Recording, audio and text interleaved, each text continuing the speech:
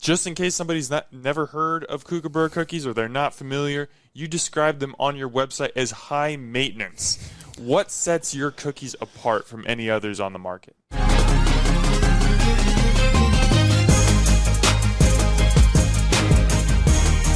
Hey there, Omaha. Welcome into another episode of Restaurant Hoppen. I'm your host, Dan Hoppen, and a few years ago, I started seeing these social media posts of these just enormous, fantastic-looking cookies, and I was just like, where can I get my hands on these? And for whatever reason, the circumstances just never aligned for me to try them. Until a couple weeks ago, I was at the farmer's market with my wife, and we just put down breakfast sandwiches from Sandwich Proper, so we're not hungry, but we passed by Kookaburra Cookies, the stand that I had been wanting to try forever, and I was like, we're doing it, Sarah. We're getting these cookies. And just walking around the market, eating these cookies, it was just like an idyllic morning. And I was like, I got to meet the guy behind this. He's my guest today, the owner of Kookaburra Cookies. This is Eli Vedral. Eli, welcome to the show. Thanks for having me, Dan. Of course. Good to be here. We're going to start off, just in case somebody's never heard of Kookaburra Cookies or they're not familiar, you describe them on your website as high maintenance. What sets your cookies apart from any others on the market? So there's a lot that goes into my cookies. I'll start kind of bird's eye. So all my cookies are what I call strumble cookies. Strumble is trademarked to my business and is my riff on the streusely crumbly muffin topping. So I took that concept, the best part of the muffin, I think, upgraded it, put it on top of cookies. On top of that, they're all about 6 ounces each, so it's a meal and a cookie, and they take multiple days to prepare. So it's kind of a full-on production, starting to like selling them at a farmer's market, for example. Okay, break down the strumble for me. Where did that idea come from? So it goes back. I started this business as a teenager, my freshman year of college. I was studying abroad at the University of Sydney in Australia. And just the food scene in Sydney just blew my mind. Like kind of the concept of food fusion and all the different things that people were putting together. I always for example, I tried a sushi cheeseburger, which exactly like it sounds, ground beef, American cheese wrapped in seaweed. So it was crazy. That's wild, man. Or like a spicy hazelnut gelato. Like it was chili and banana and hazelnut all blended together into gelato. And while like sushi cheeseburgers and spicy ice cream didn't really resonate with me, it got me thinking about, like, what are things that I like to eat and bake and cook that I could fuse together? And, yeah, my mind immediately went to a chocolate chip cookie and, like, the streusely crumbly topping of a blueberry muffin. And so I started playing around with all of that and, yeah, landed on the strumble cookie. Had you ever was that something that you saw in Australia, or had you seen that in the U.S. anywhere? No, never. When the first summer, actually, I started the farmer's market, I would pitch them to people as the world's first streusely crumbly topped muffin. And so that's kind of, I've never seen it before and I still haven't seen it. So I haven't seen it anywhere either. And it's just like, it mimics that just sweet, like textured streusel that you find on the top of muffins. So it's like the awesome cookie with just like a gooey center, that crispy exterior. So that's what you love in a normal chocolate chip cookie. But then it's just got a little bit extra texture, a little bit extra sugar. Yeah, it's something that is wholly unique. It seems like something that someone else should have figured out by now, but you're the only one that I've seen do it, so I'll give you credit for it. Thank you. I'll take it. So I know that you would love to have a storefront someday. That's not currently your situation. If somebody's listening to this and they're like, at some point in this conversation, like, okay, I need to try one of these cookies, how can they get their hands on your products? So first and foremost, I have a website, www.kookaburracookies.com. That's where I do most of my business. You can order online for pickup from my commercial kitchen. I deliver all over Omaha and Lincoln and all the surrounding areas, as well as shipping nationwide. So they can order online anytime. I also go to the Exarban Farmers Markets on Sundays and the Haymarket Farmers Market in downtown Lincoln on Saturdays. Okay. I found a quote from you. I think this was from a year or two ago, but I assume it still applies. You said, I want my cookies to be more than butter and sugar. I want them to be a moment in time. How do you create that moment for people? How do you, like, how can a cookie take someone to a place like that? Yeah, it's just kind of, I'm trying to appeal to all of their senses, or to engage all of their senses. And so that obviously starts with taste, because with food it has to taste good. But yeah, I just kind of have my hands all over, figuratively speaking, and I guess literally speaking, but all over the entire process. When it's still like from sourcing the ingredients to baking the actual cookie to like taking into account the visual experience of eating a cookie, the packaging that I'll design myself. Like I want it to be like unlike anything you've ever had before. And so when you try it for that first time, there's like that light bulb moment of like, I get what you're going for here. And yeah, so that's kind of the goal. Like just those moments, like those memories that are so strong when you're like a certain bite of food takes you to that certain moment in time. And that's kind of what I'm aiming at. And so many people have those memories with, I mean, a warm chocolate chip cookie coming out of the oven. If you don't have a memory of that growing up as a kid, I'm sorry, you were deprived in your childhood. Like that's something that's just so reminiscent for people. And I think your cookies do a good job of taking them there. I know that you named your business after the kookaburra, which is a bird that's native to Australia. And you said that they are known for spreading love and making people smile. I want to channel that same energy through my cookies. You obviously don't get to see that when you're shipping cookies or delivering them, but when you're at the farmer's market and you encounter people like my wife and I, and you get to see us interact with your product, well, what are those interactions like for you? So much fun. So much of, and that's why the dream is to have a storefront. When you're working in a like commercial production space that doesn't have that customer interaction, it's a lot of alone time. So like the farmers markets are such a relief when you get to go see and like reap the benefits of all the work you do. So yeah, it's so much fun. And like the spirit of the kookaburra, which is really like, I don't know if you've ever heard the noise they make, but it's absolutely ridiculous and like lights up a room. And so I feel like my cookies do that as well. Like when people see them, the amount of people that like walk by and like point at them and say like, what are those? Or like they have to come try them. And that's super fun for me because that's, like I said before, like that's what I'm going for. So it makes it all worth it, I would say. Okay. The size of your cookies. You mentioned there's 6 ounces. I mean, for those who are watching, I'm not kidding. They're like that big, probably about the. I was gonna say about the size of like an 8-ball or something, but it's like bigger than that. Honestly, why so big? One, I just like big cookies. Also, like a bigger cookie. There's more surface area to hold more of that strumble. So again, the strumble is kind of the selling point. And so I wanted a cookie that could really like support that and show you the texture and kind of what you like. There's more room for the strumble to shine when you have a bigger cookie. And I think it allows more room for kind of the inside and the layering. That you have. Now I haven't tried all your cookies. We tried the s'mores and the peanut butter brownie one. So I've got a whole box of other ones sitting right over there that I can't wait to try tonight. But that was something that I noticed, especially on the peanut butter one. You've got like the gooey brownie to it. You've got the smooth peanut butter. I mean, you've got like the Reese's Pieces or M&M's. I can't remember which one it was on top. But you're just constantly discovering new things with each bite. And I think if it were smaller, you wouldn't be able to create that varied experience. No, you're doing a great job of selling my cookies. You're doing my job for me. You're welcome.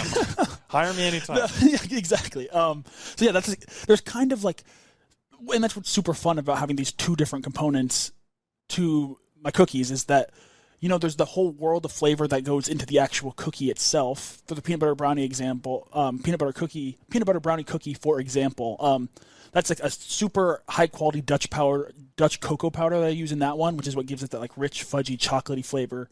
Then I use Reese's peanut butter chips, which everyone loves. There we go. I knew that there was some kind of peanut butter factor in there. Yeah. So then you have butter candy. That cookie alone, I can just eat that dough plain all day long. And then you add in the strumble, which for that cookie is like a peanut butter brown sugar strumble and has Reese's Pieces in it. There we go. So I mean, there's like, and I could go on forever about the different components that go into each of those elements, but like you said, like I hope that goes into a cookie eating experience, that there's just so much going on that it's unlike anything you've had before. Okay, and I think this plays perfectly into the next thing I wanted to ask you about. You mentioned each cookie takes multiple days to make. Walk me through that timeline. What does that look like? So yeah, I mean, first it's just for all of my cookies, they are prepped 24 hours in advance because they need time to chill, and that's to get that distinct texture that you touched on. And so that's why when people on my website, I don't do same day orders. Everything requires at least 24-hour lead time because it takes it's a multi-step process. And so, yeah, it's making the dough, it's letting it sit overnight, it's baking it, it's cooling it, it's packaging it. So yeah, there's kind of, like I said, it's a whole shebang of a production process. And I don't have a question here, but I just want to point it out. When someone orders Kookaburra Cookies, they're getting them from you.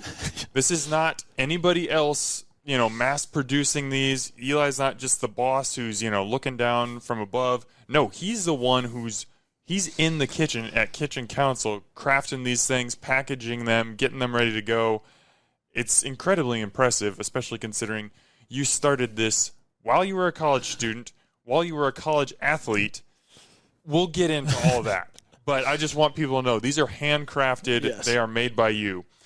You touched a little bit on the visual aspect of cookies, and I think that that's something that's so important, especially because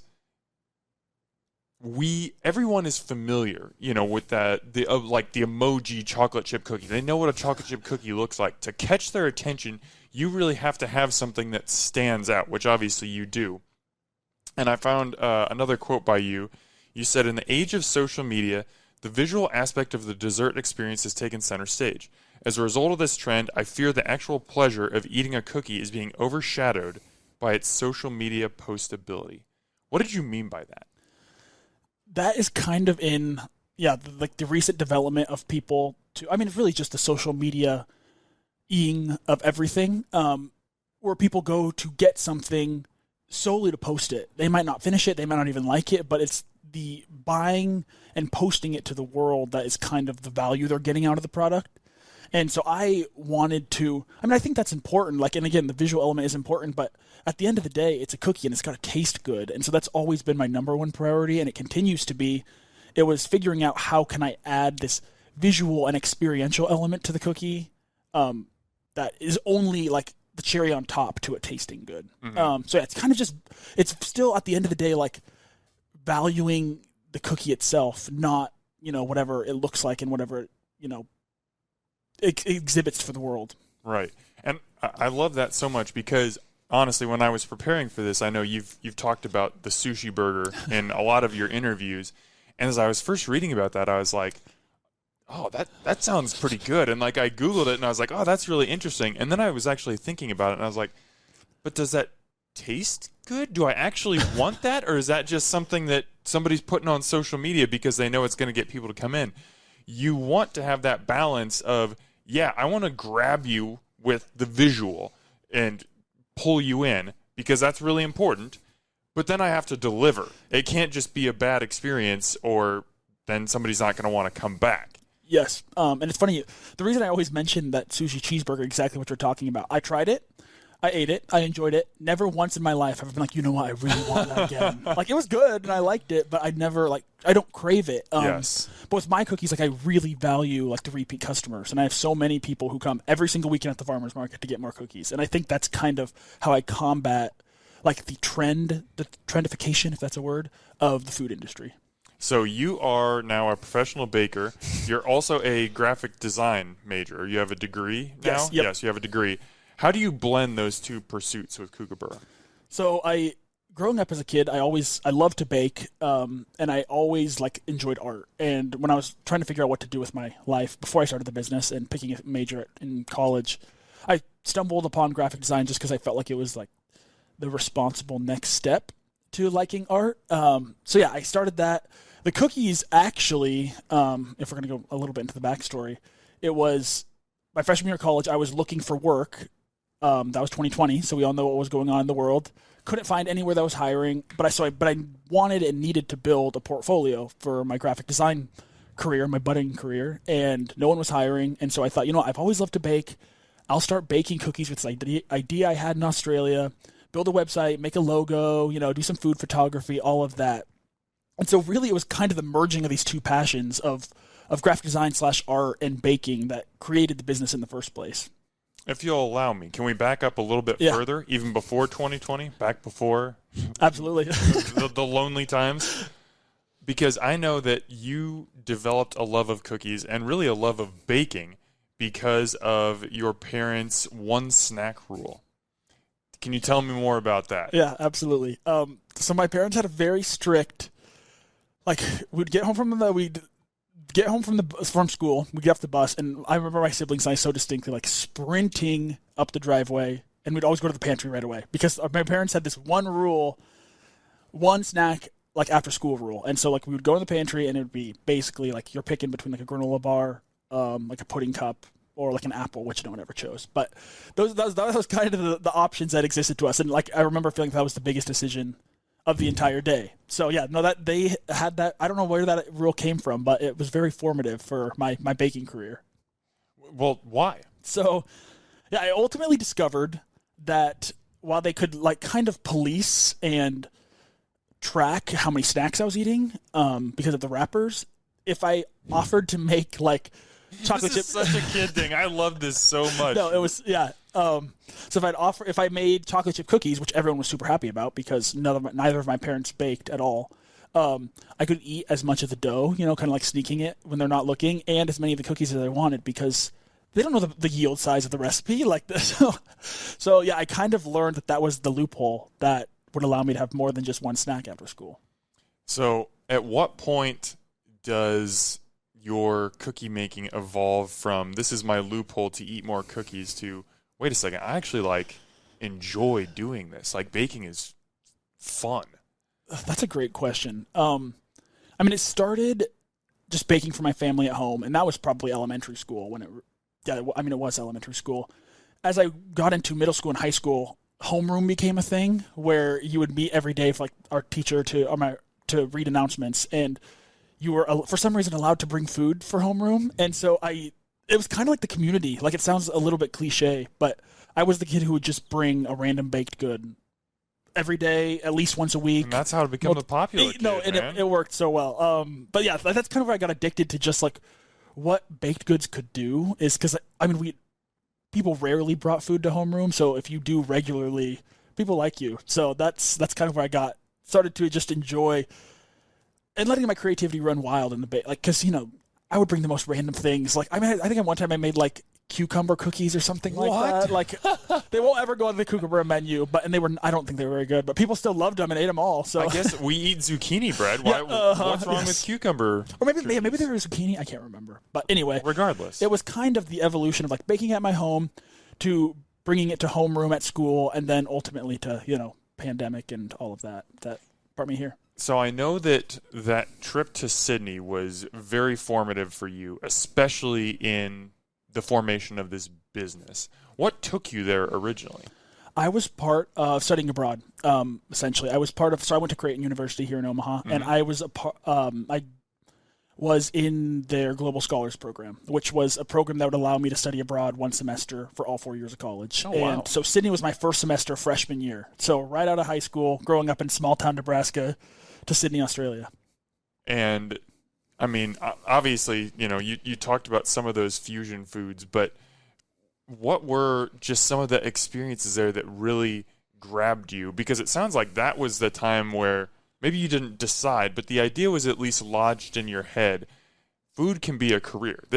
Maybe it's not just a hobby. Maybe it's not just something where I'm bringing baked goods to my friends and family, but I could make a career out of this. What was it about that experience that planted that seed?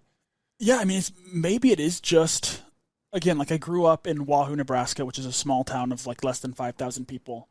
And there are no cookie shops there. There are no solely like, we offer one item type of restaurants. You go to Sydney, Australia, and there's literally every food you can think of. There's a storefront that's selling only that. And so really? It was kind of, there's just like, there was a business there that I remember was their whole thing was sea salt soft serve, and it was like salty ice cream, and that was like their number one selling item, and they would rotate other flavors. But so yeah, it was just kind of like eye opening to see like how big and expansive the food industry is outside of Nebraska, and what can be done if you just can do it well.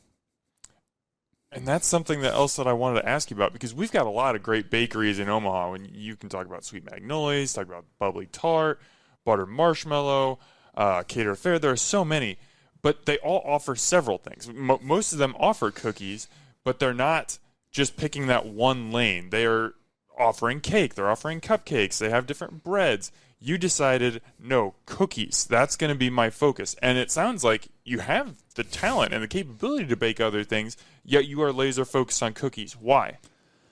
Exactly what we said. Like, I believe in that whole, like, if you try to do everything, you risk doing nothing in a way. And for me, I just like the cookies, and I have customers all the time who request, like, they want me to do like a strumble cake or a strumble muffins or strumble brownies.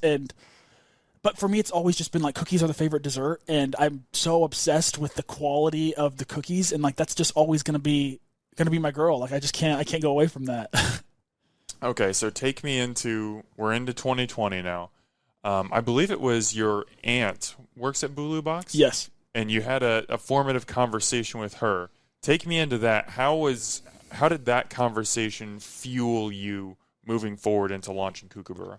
Yeah, so my aunt Stephanie Jarrett, actually, so her and her husband, Stephanie and Paul Jarrett, they're the co-founders of Bulu, which is a subscription box fulfillment business based in Lincoln. And they've always kind of been like the entrepreneurial mentors for me. And I was talking with her about what to do regarding my graphic design portfolio, because she actually studied marketing and graphic design in college as well. And I was like, I don't know, like, what, I can't find work anywhere. And she was the one who first planted the seed of like, why don't you just like sign up for the farmer's market, go do something there. And that's what kind of got the wheels turning of like, wait a second, maybe that's a solution and an idea. So yeah, I owe a lot to just her kind of like always like just being a really creative person and always kind of urging me to go for it. So how did you decide to go for it? She gave you the nudge. Yeah. What made you do it? I mean, so many things. Like I said, I love to bake. I needed a portfolio, but I've just loved, like, I wanted something that, like, to, cultivate a community. And so I signed up for the farmer's market in Lincoln because that's where my aunt always lived in Lincoln, and that's the farmer's market I would go to growing up on the weekends to see her. And so that one just had kind of a special place in my heart, like the magic that occurs at the farmer's market. And so yeah, started it there, and just I was like, I started it because I wanted to bake cookies, and I didn't intend for it to become a career, but I really liked it, and people liked the cookies, so here we are. As we've discussed several times, these are not your average cookies. So I mean, yes, you've been baking cookies for a large chunk of your life, but these are completely separate from other cookies. These are not normal. How did you develop this recipe? What was your R&D process? Yeah, I have a very kind of intensive R&D process. I'm not like formally trained. My parents, like I said, didn't bake or cook at all. We just had a Better Homes and Garden cookbook, and that's what I used to bake as a kid. And yeah, just through that, I feel like I've kind of learned to understand what, entails baking and what goes into a really good cookie. And so yeah, I just started with a base recipe that I just had in my head and just kind of developed it and tweaked. And yeah, it took years, and I still feel like even there are recipes that I'm still tweaking and perfecting all the time. But yeah, it's just, I mean, like, my family all makes fun of me for just kind of how much of a control freak I am when it comes to the quality of the cookies. So yeah, it's taken time, but it's so much fun. So we talked about, the strumble topping. I was going to call it streusel and crumbles. Yeah. Strumble. You have this idea, this fusion idea of cookie and muffin coming together, but you have to actually, it's one thing to have that idea. It's another to bring it into reality. How did you create that? Like, how many iterations of that did you go through before you settled on one where it was like, I think I've got it here? Too many to count. A lot. Yeah, I mean, like I was saying earlier, like, I think they're twice as good because there's multiple components to them, but it also is twice as much work to kind of develop a new recipe for two different components. And so yeah, it was just a lot of mixing and matching and eating a lot of cookies. Thankfully, it was the pandemic, so we had lots of free time. But yeah, and I come from a family I have 4 siblings, so I had lots of taste testers who were always on hand, so that helped a lot. And I'm just going to go ahead and help you out right now because I always get the question, how are you eat out so much? How are you so thin? I'm sure someone would look at you and be like, you make cookies. How are you so thin? You're taste testing cookies all the time. This dude was on Creighton's track and field team, and I'm assuming even now that you're graduated, you're still very active. Yep. So there you go. Yeah. Don't even ask the question, people. He's a runner. That's why. So you currently offer 9 cookie flavors.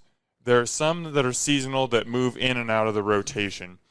once you developed that base recipe, how did you start to build out your cookie lineup and decide what flavors you wanted to have on the menu? Yeah, it was really like there's so many different things like I kind of consider when building a menu. The first and foremost, and I always joke, like I have the Kookaburra Lab is what I call my test kitchen. That's where like cookies go before they're either on the menu forever or before they go to like the Kookaburra graveyard, which is they're not going to go on the menu. And I always joke that like the Kookaburra Lab is largely determined by what I am craving at the moment. If I don't feel like eating it day after day, it won't survive long in the lab, is what I like to say. So yeah, when I started out, it was just kind of I wanted to have flavors that checked boxes for people. Like I started with the first cookie I came up with was the birthday cake cookie, and that was just vanilla, rainbow sprinkles, like the sugar cookie situation that everyone loves, and it's still super popular. Yeah, even to this day. I view birthday cake and my double chocolate chip as kind of go hand in hand because everyone loves them. If they're not sure what to get, I'm like, those are always safe bets. They're gonna like them. So yeah, then I went and I had a cookies and cream cookie, which kind of is satisfying more of the chocolate lover side of things. I use a special extra dark cocoa powder in that one, white chocolate. I also have a coffee cake, which for me is because I'm a big cookies for breakfast advocate. So I wanted a cookie that you could have like with a cup of coffee in the morning. So it has like the brown sugar cookie with the brown sugar cinnamon swirl. And yeah, so that's kind of like a snickerdoodle. So it's kind of like they all start from a place of like, what do I want to eat? But it's also like to have a wide variety of cookies that I think other people want to try as well. So far, you've described your cookies as things that should be eaten for breakfast and things that should be eaten as meals. This is a very interesting marketing plan, but I'm here for it, Eli. What flavor, and you can take this in a couple directions, either what flavor do you like the most, which one was the most difficult to develop, or you're most happy with how it came out? Which flavor are you most proud of? Oh, that's a good question. That's a really good one. The number one question I get asked is, "What's my favorite cookie?" I don't know if you asked me that when you first came and got some. I don't think I did. I asked you which one that I should try. Okay. I like that question more because the answer I always give is like, I can't pick. It's like they're all your children. Exactly. You wouldn't put them on the menu if you didn't like them. Yeah, if you didn't think they were good. That's exactly.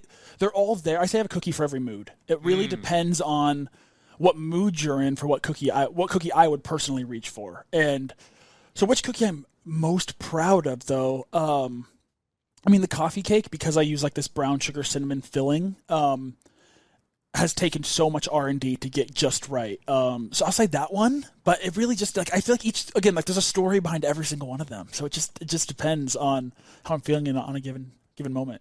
Oh my gosh. So snickerdoodles are my favorite cookie, and the way that you're describing this coffee cake one, I have it literally it's sitting like 15 feet away from me, and I want it so badly. I'm going to hold off. Saving that for a group of friends tonight, but holy cow, that sounds so good. Is there a flavor or a flavor combination that you're R&Ding currently, or you've R&D'd in the past and have had to press pause on it, but like one that you're chasing, like your white whale cookie?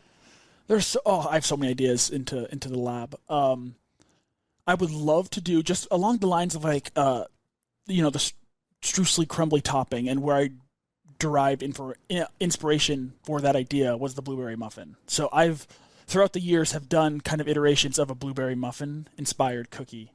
Nothing's got on the menu because I haven't perfected it yet, but I would love to get something like that on the menu at least for a time. Fair enough. So I was watching an interview that you did a couple of years ago where you were talking about cottage baking laws in Nebraska, and you said that you almost had to work backwards. Like you came up with this idea. You decided, I want to sell my cookies at farmers markets, but then it was like, okay, now where am I going to cook these? And you didn't know. What was it like for you to start baking at scale out of your home? Because you're in a commercial kitchen now. You didn't start there. You started at home. What was that like?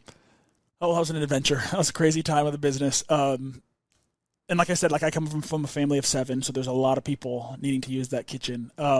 So I am forever grateful for my family for letting me take over the kitchen almost every day. But yeah, so yeah, I started, and what's weird is I started in a tiny 8-quart stand mixer. I'm now using like a 60-quart stand mixer. So yeah, like it's that development has been crazy. But yeah, it just used to be on such a smaller scale, and even though I'm still like my hands do still touch every single cookie, now we're just doing way bigger batches. So Yeah, I would say that's kind of, I guess starting in my home was, you're just like, it's just the production, the amount of time spent just making cookies is so much less. The selling is still the same because farmers markets are still the same amount of time, but just how much more time I spend making the cookies now. What was your family's response when you told them that you wanted to start this cookie company? Honestly, I don't really remember them even having a reaction because I think this is totally something that they knew I would like be into. Like they're like, "Oh, this sounds like something you would do." So sure. So your first social media post on Facebook was in August of 2020. That was at a Lincoln Farmers Market. It took me a long time. You post a lot on Facebook, so it took me a long time to go back and find that information. But I was going to find it because I wanted to know when your first time serving was. Was that the first time that you served your cookies to the public? It would have been July 8th. Well, July 18th was my first farmer's market. So it was in July, a little bit later, before I got all of that stuff up and running. But yeah, and I had a customer actually who, when I told them I was going to the farmer's market that weekend, they're like, well, I want to order some. So yeah, I actually served cookies for sale for the first time the night before. And what do you remember most about that day? Having no idea what I was doing.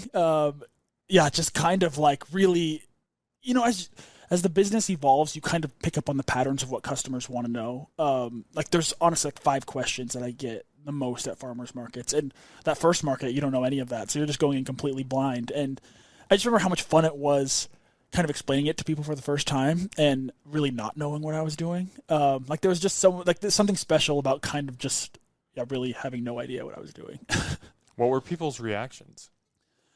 I think like what's interesting is that the reactions I got then are the reactions I get now when people like understand what I'm going for. Like when we would pass out samples and they could see like, oh, it's the best part of the muffin on a cookie. Like, yeah, we like that. Like, so that's what so much about the business has changed, but the reaction people get when they see them for the first time and try them for the first time is very much the same. And how important is that, handing out samples? I've talked to other bakers, especially ones that are offering a product that's a little bit different. Like I had the baker behind Oh So Good Kitchen.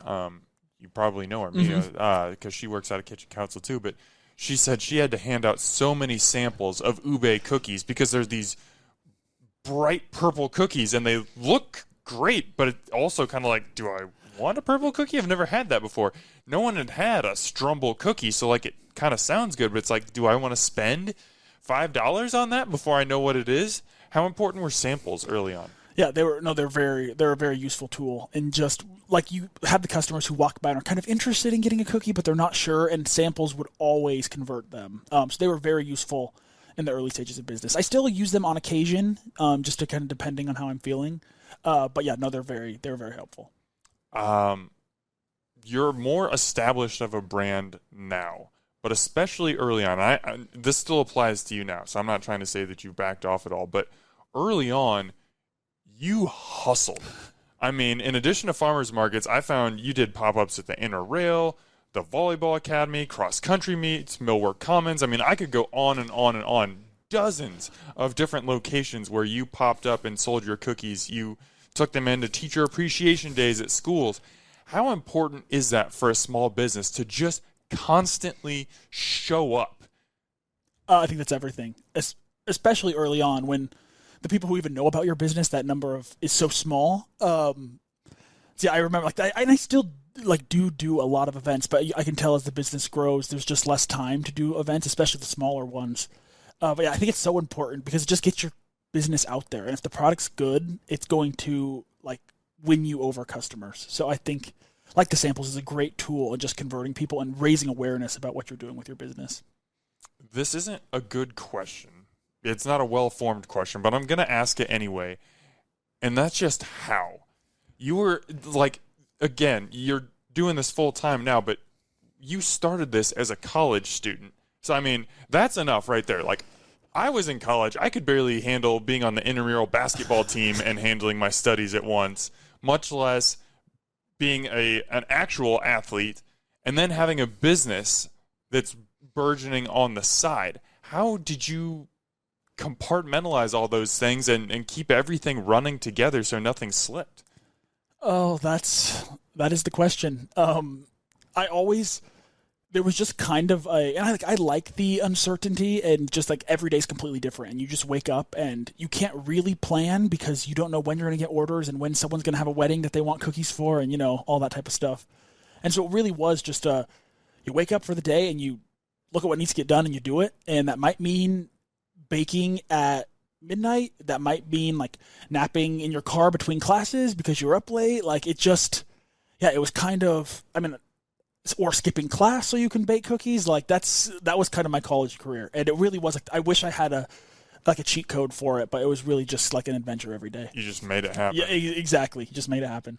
What was your first wedding like? Because I cannot even imagine what that's like to have somebody say, this is my most special day, maybe the most impactful day of my entire life. All our friends and family are going to be there. I want you to be the one who supplies dessert. What was that feeling like for you? Incredible, and incredibly nerve-wracking. Even still to this day, I always am like, I am honored to bake for your wedding. Like, I think that's so cool, and it is not ever lost on me. And I'm always like, the whole week I'm kind of plotting, like making sure everything's in line, because like that's an event you can't be late for. You can't. So it's just I still get so excited when people want my cookies for my wedding, because I just think that's such a, like, it's so meaningful to me that they mean that much to them to want them at their wedding. I want to talk about how your cookies have evolved over time, because you mentioned you still play around with the recipe a little bit. I could be mistaken, or maybe it's just how the camera works, but going back a couple years, it seems like your cookies were not quite as thick. They were a little bit thinner. I don't know, like, they just look better now. I'm not saying anything bad about the first product, but like comparing those to the pictures the pictures in the reality that I see now, I'm just like, that's changed a little bit. There's been an evolution. How have your cookies evolved over the last couple of years? So they've definitely gotten thicker, and that's just because I like thicker cookies, and I've just become a better baker and been better able to like hone my skills into creating exactly what I want. And also just leaning into like kind of the visual element that I'm looking for. And so, they more now than I think they did really kind of strike like the image of like a muffin top in your head. So like exactly what the whole idea behind them is, the best part of the muffin on a cookie. And I feel like they really kind of visually scream that now. Correct me if I'm wrong. You're doing this full time, right? Yep. Okay. So it's one thing to have this side hustle, especially in college when you're still figuring out what you want to do and you're selling at farmers markets. That's awesome. You're successful. But to reach the end of your college career and, okay, it's time to get a job, and you decide this is going to be my job. This business is my thing. How did you come to that decision? What's weird is I remember not even ever even being a decision. Like I really enjoyed it, and the goal was always to kind of continue to grow after realizing that I did want to stick with it and it wasn't just going to be a portfolio builder. I loved it so much, and it was just kind of a natural progression. Like the business was really felt like bursting at the seams around my college graduation. Like I just going to school and going to practice and trying to bake was just too much, and I felt like it was really like at a breaking point. And then right when that happened, I graduated, so I could divert like all that time that I was spending at school and at practice into the business. And it was just such a natural transition that it's almost like I made the decision by not ever making a decision. It just kind of flowed so smoothly. Yeah. How did graduating transform the business? Because, you kind of had these three layers. You had school, you had athletics, and you had baking. All of a sudden, two of those layers just slide away, and baking gets to take up a lot bigger chunk of your time. How did the business evolve after you graduated? So right at the time I graduated, I moved out of my home kitchen into a commercial production kitchen, which again let me just scale up the production a ton. And it was, what was interesting is that there was kind of some adjusting, because I still I had a great time at Creighton, and sometimes I think that like having those other avenues of life, like the academics and the athletics, made me. I spent all my time baking, thinking about running, and all my time running, thinking about baking. And they kind of gave me an outlet for you always want to do what you're not doing at the moment. Mm-hmm. And so there's a little bit of adjustment once you realize now I'm just in the kitchen for 8, 10, 12 hours a day, and you don't have anything to break it up like I used to. So there's a little bit of the schedule adjusting, but overall it was nice to have a few less things to do every day. How have you found ways to break up those days? I mean, I still do run quite a bit. Yeah. Also, it's just like I said, I like how every day's different, and I like that I get to wear so many different hats. And so it's kind of like, I'm tired of baking today. Let's go do some social media, or let's go take some pictures of the cookies, or let's go, do some copywriting. Like, I kind of like, you can just break things up, and when you are your own boss, you can afford that. So, how did you develop your social media strategy? Oh, that's a great question. I feel like I'm still kind of developing it now. Really, it's just I love photography, and I love like kind of that side of like art, and it's just trying to take really cool photos of the cookies and kind of capture what I think the experience of eating one is like digitally. Social media is it's so important for brands and for businesses, but especially for ones like yours that are not like at a restaurant or a bakery. Someone can go in and like physically have the product out there. Unless someone runs into you at a farmer's market, they don't have that opportunity. They just have to take your word for it that your cookies look great in person. So you really do have to take great photos. You have to develop a brand personality, and I'm not sure if it just comes naturally for you or if this is something that you were really intentional about, but the personality that I see in your social media posts, it's light. It's fun. It reminds me very much of the logo that's on your hat right now. It's just kind of this goofy bird that's very playful, but also just like tight. Like I want to as I spent hours on your social media researching this, I was just like, this is enjoyable. Did you intentionally come up with that voice? Yes and no. I always like the number one priority with the business has always just been like that. Like it should be a joyous experience that kind of revolves around the cookie. Like it's the joy that revolves around the cookie that's my biggest, like my utmost value and my biggest priority. And so with social media, again, like it's just always keeping that tone through the social media. So yeah, just like I want the cookie eating experience to be a happy one, like I also want every other element of the business to be that as well. There has been an influx of cookie chains that have come into Omaha in recent years. You've got Crumble and Dirty Dough and Insomnia Cookies and places like that. How has that movement changed Omaha's bakery scene, and how do you, as a one-man show, not fight against that? Because I don't want to make it seem combative, but how do you, as a cookie maker, account for their presence? Yeah, I think it's what is one of the sadder elements of the business is that people will come up to me and say like, oh, this is like you just hopped on the cookie trend. Like that's what this business is. And yeah, that's exactly what I don't want to hear. But it like for me, when I started this in 2020, like none of those chains were in Omaha. I didn't even know I didn't know any of those businesses existed at that time. So it was not kind of just like jumping on a trend. Like I baked these cookies because I thought the idea was unlike anything I've ever seen, and I really enjoyed it. Yeah, and so I would say that's kind of been overwhelming. Is trying to prove to people that this is not just we're part of this global trend of cookies. That I'm trying to build something that's more than that. People get sick of me beating them over the head with, hey, eat local, eat local, eat local. I can't tell you how many times somebody's brought Crumble cookies into the office or something, and I'm just like, no, there's like 7 or 8 bakeries in Omaha you could go to and get a better product. I could rant on and on. Instead, I would love to just give you the invitation, pull back the curtain. I'm not asking you to trash any of these companies. That's not what I'm asking you to do. But just kind of lay bare what are the advantages that they have that a small business owner like you doesn't, and how important is it for us as consumers to continue to shop local?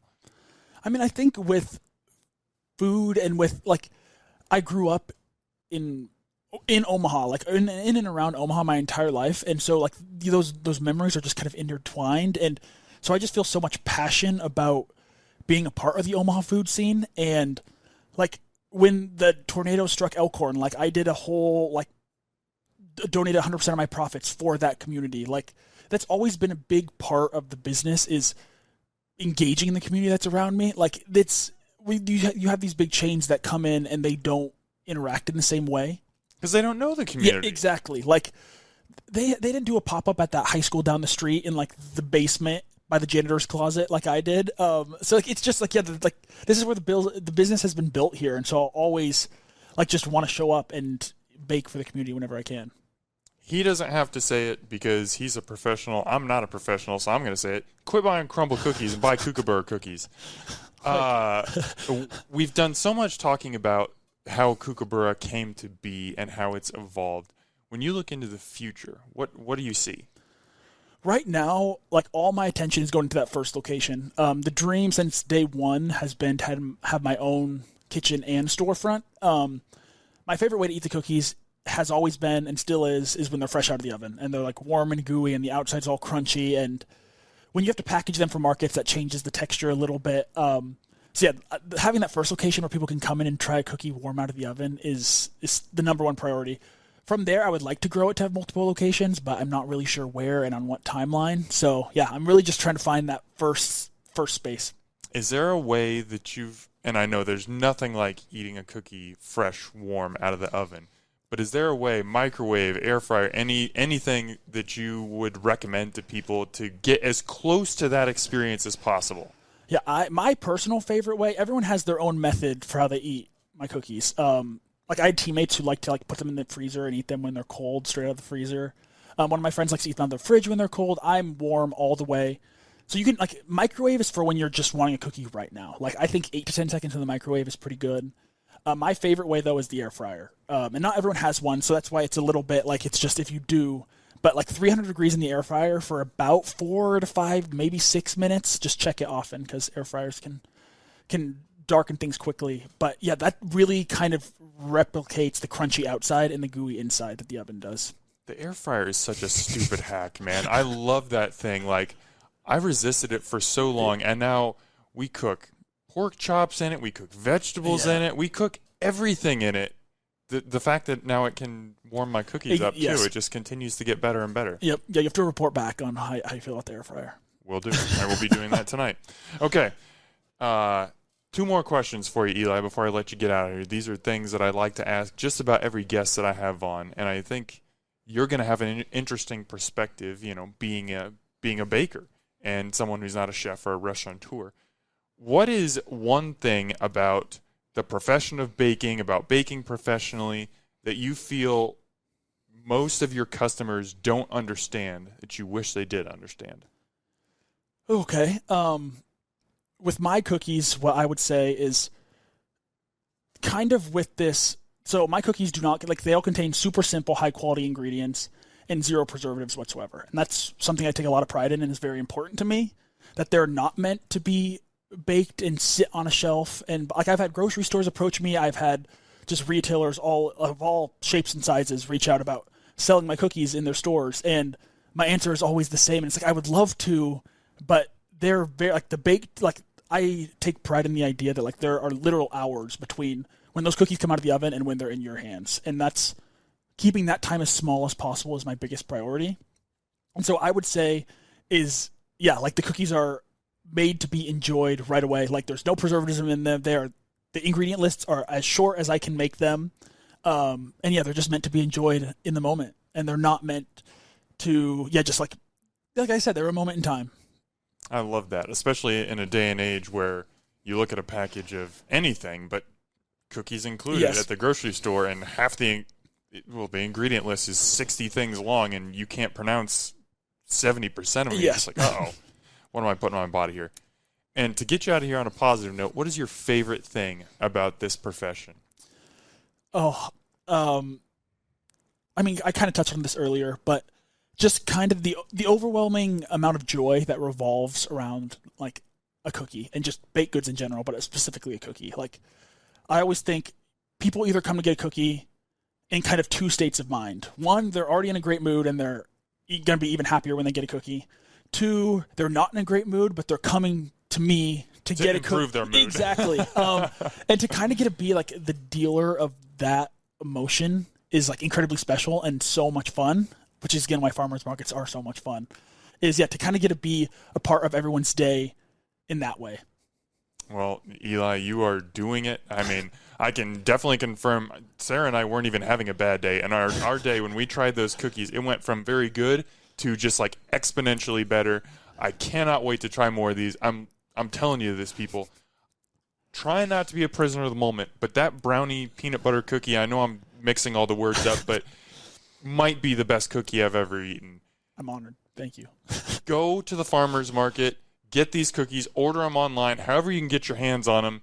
Please check them out because this dude is working super hard. He's making a great product, and he's doing it all honestly.